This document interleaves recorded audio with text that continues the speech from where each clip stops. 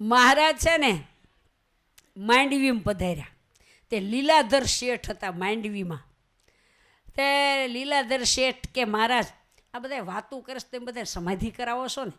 હવે 8 અંગ પાકા કરે, યમ નિયમ ધ્યાન ધારણા ને પછી સમાધિ થાય. આટલી કઠણ સમાધિ એ જેને હોય ને સમાધિ થાય. મહારાજ સાચી વાત.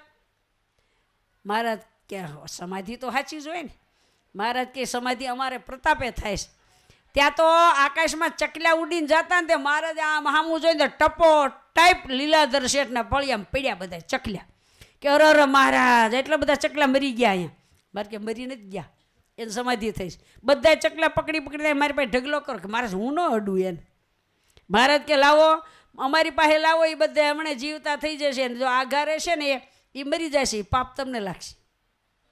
એટલે લીલાધર શેઠ બધા ચકલાને મહારાજ પાસે ઢગલો કર્યો. પછી મહારાજે જ્યાં ચપટી વગાડીને ત્યાં ફર કરતા બધા ચકલા ઉડી ગયા. મહારાજ કે આન થઈ તે સમાધિ.